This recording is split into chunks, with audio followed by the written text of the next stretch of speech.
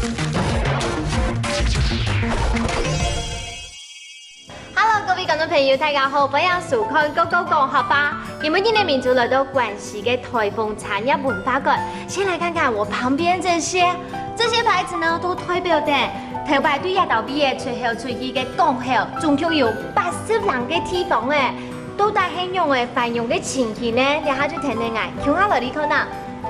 哇，阿爸今日来家看到呀个博物馆地图，手机按到头摆的东西，应该是用我香港爱来用呀个博物馆。主任来这家公司可以去做啥？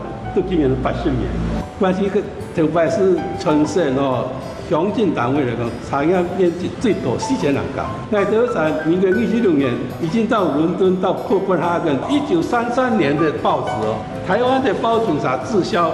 开始转做红茶，关系开始做，可以在世界的大市场里面会堂堂竞争一席之地的茶是其中的一项。阿爸，今天呢我们要教大家讲客家话。你刚才一直提到这个外销，外销也是我们今天要教观众朋友讲的第一个客家词。外销的客家话怎么说的？给阿爸讲。外销。对，就是外销。另外这个外销是到世界各地去，这个世界的客家话该怎么说呢？全世界世界的话呢，就是叫做世界，外销跟世界。阿爸，最后面呢，我们要教观众朋友讲一整句的客家话，就是将台湾茶叶外销到世界各地。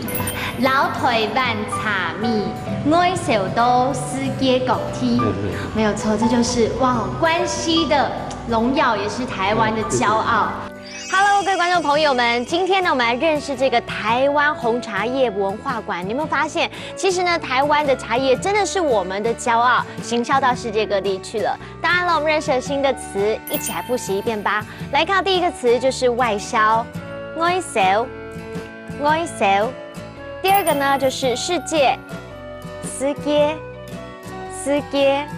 第三个，我们来看一整句话哦，来看就是将台湾茶叶外销到世界各地。老台湾茶米外销到世界各地，老台湾茶米外销到世界各地。